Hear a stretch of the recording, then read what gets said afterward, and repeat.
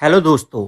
आज के टॉपिक में हम सीखेंगे कि एलसीडी जो हमारी होती है उसकी इंटरफेसिंग कैसे करते हैं अपने माइक्रो कंट्रोलर के साथ। तो उससे पहले अगर आपने चैनल सब्सक्राइब नहीं किया तो कृपया चैनल को सब्सक्राइब कीजिए और बेल आइकन दबा लीजिए। तो ट्यूटोरियल स्टार्ट करते हैं।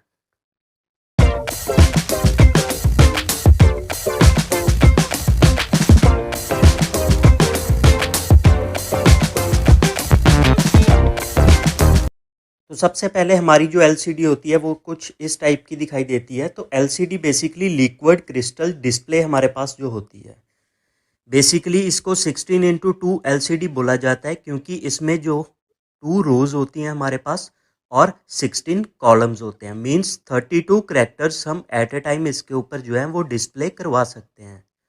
तो इसलिए इसको 16x2 एलसीडी बोलते हैं। तो आइए प्रोटियस में इसका डिज़ाइन देखते हैं कि कैसे लेना है इसको। तो सबसे पहले वही मैं पिक डिवाइस करूँगा यहाँ पे। तो आप सिंपली टाइप कीजिए 16x2। तो फर्स्ट जो हमारे पास अल्फ़ा न्यूमेरिक एलसीडी है हम उसको सिलेक्ट कर लेंगे।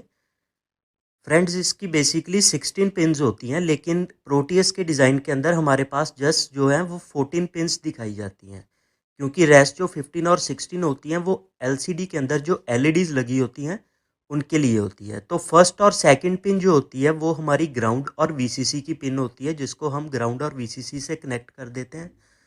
थर्ड पिन जो हमारे पास आ जाती है वो होती है हमारी basically potentiometer, means brightness purpose के लिए यूज़ करते हैं हम उसको। रेस्ट उसके बाद फोर्थ पिन जो होती है वो होती है हमारे रजिस्टर सिलेक्ट्स के लिए। फिफ्थ पिन हमारे पास आ जाती है रीड और राइट के लिए। और सिक्स्थ पिन हमारे पास होती है इनेबल के लिए। तो ये पिन्स होती हैं फर्स्ट हमारी 6 तक। उसके बाद 7 से लेकर 14 तक जो 8 पिन्स हैं वो सारी की सारी हमारे पास डाटा पिन्स हैं, जिसके थ्रू हम डाटा ट्रांसफ़र करेंगे कंट्रोलर से। तो अभी इसका जो है हम प्रोग्राम फाइल देख लेते हैं। सबसे पहले आपने जो स्टेप्स हैं वो करने हैं हेक्स फाइल क्रिएट करने के लिए। उसके बाद सिंपली आपकी हेडर फाइल जो है वो आ जाएगी फर्स्टली हैश इंक्लूड reg51.h।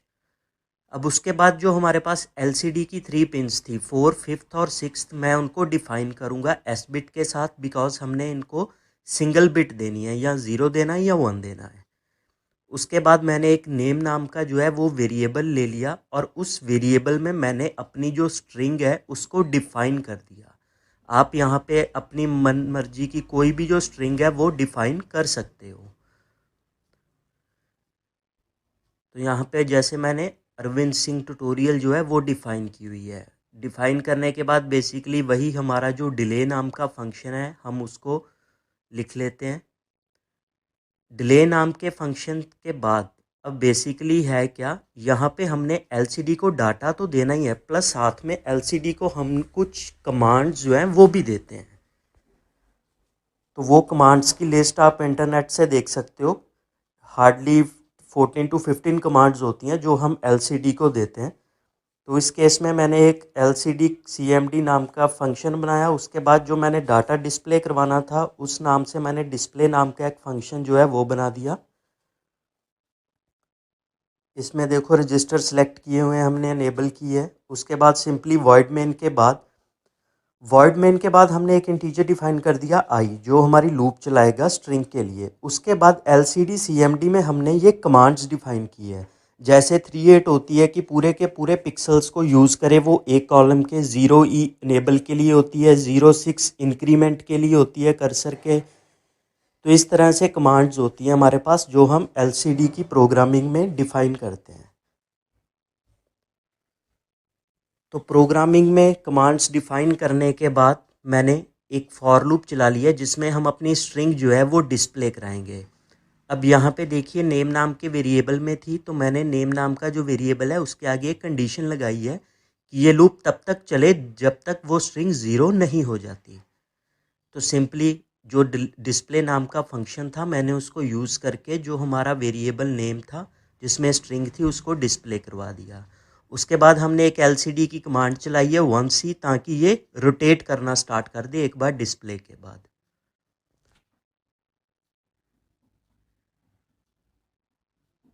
तो यहाँ पे आप डिले कम भी कर सकते हो, ज़्यादा भी कर सकते हो, वो आपके ऊपर डिपेंड करता है, इसका कोई इशू नहीं है। तो अब मैं सिंपली इस प्रोग्राम को जो है वो ट्रांसलेट, बिल्ड और रीबिल्ड कर लेता हूँ ताकि जो मेरी हेक्स फाइल है वो क्रिएट कर सकूँ मैं।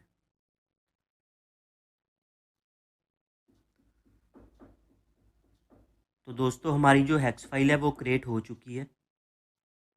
अब मैं प्रोटियस में डिज़ाइन करूँगा और देखूँगा इसको चलाकर कि ये इसकी जो आउटपुट है वो कैसे आ रही है। तो सबसे पहले जो 4th, 5th और 6th पिन थी हमारी एलसीडी की, वो मैंने डिफ़ाइन की है पोर्ट 3 के साथ 0, 1, 2।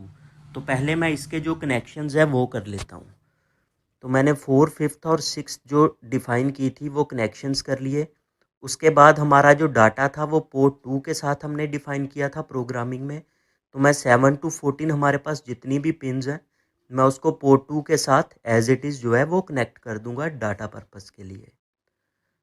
तो यहाँ पर हमारी जो है पिन्स कनेक्ट हो चुकी हैं।